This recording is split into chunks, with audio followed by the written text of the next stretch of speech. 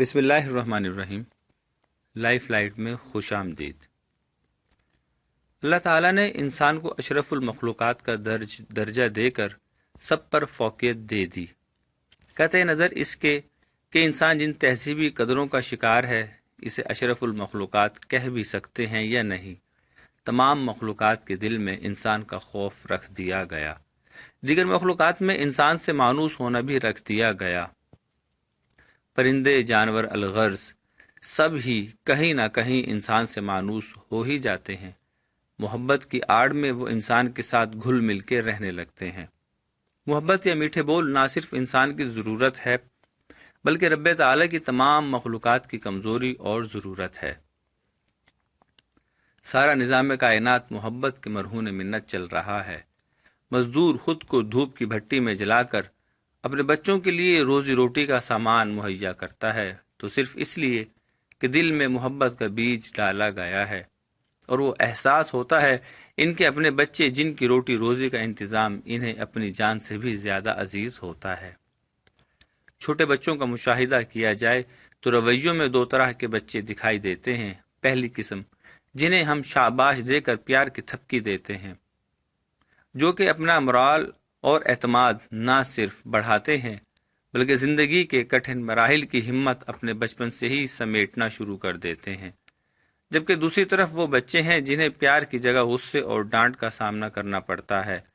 بچپن سے مسلسل انہی رویوں کا سامنا کرتے کرتے نتیجہ یہ نکلتا ہے وہ بچہ نہ صرف احساس کمتری کا شکار ہو جاتا ہے، بعد ازاں جب وہ بڑا ہوتا ہے تو کٹھن منازل کا سامنا کرنے کے بجائے وہ ہمت ہار بیٹھتا ہے، جس کے نتیجے میں ہونہار مستقبل کے نوجوان سے معاشرہ ہاتھ دھو بیٹھتا ہے۔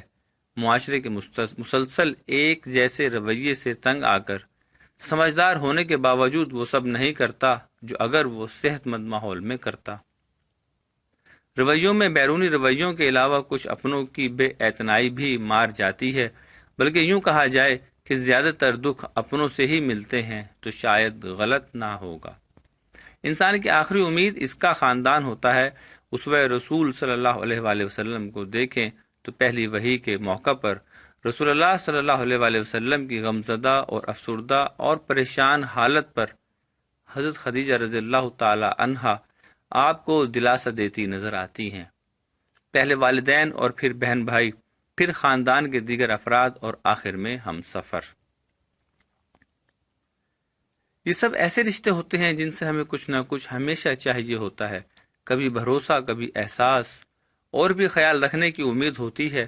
کچھ نہ بھی ہو تو کم از کم ایک رویہ جو ہمیں یہ احساس دلانے کے لیے کہ ہم اکیلے نہیں ہیں بلکہ وہ ہمارے ساتھ ہیں ہمیشہ کے لیے، وہ تو چاہیے ہی ہوتا ہے۔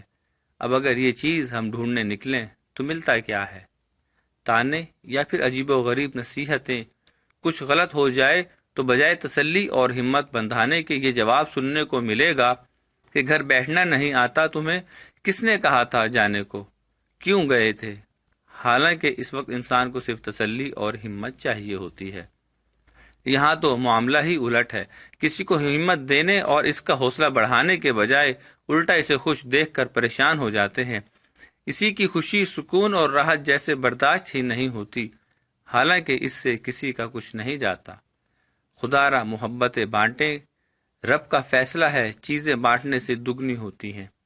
خواہ وہ پیسہ ہو، محبت ہو یا نفرت، آپ جو کچھ معاشرے کو دیں گے وہ آپ کو ڈبل واپس آئے گا۔ اسلام کے نام پر نہ صحیح، انسانیت کے نام سے ہی صحیح۔ آج کل ہمارے معاشرے میں خودکشیوں کا رجحان بڑھتا جا رہا ہے۔ یقین مانیں ذاتی طور پر میں اسے خودکشی نہیں سمجھتا، اسے قتل کے مترادف گردانتا ہوں، کیونکہ اس بات کے سمجھنے میں ہم کسی کو اتنا ڈی گریڈ کرتے ہیں کہ وہ خودکشی پر مجبور ہو جاتا ہے، بالخصوص صنف نازک جس کو معاشرے نے جو مقام دیا ہے وہ ہمارے سامنے ہے۔ خدا را انہیں جینے دیں۔ ہم امید کرتے ہیں کہ آپ کو یہ ویڈیو پسند آئے گی۔ کسی بھی سوال یا معلومات کے لیے کامنٹ سیکشن میں اپنی رائے کا اظہار ضرور کیجیے۔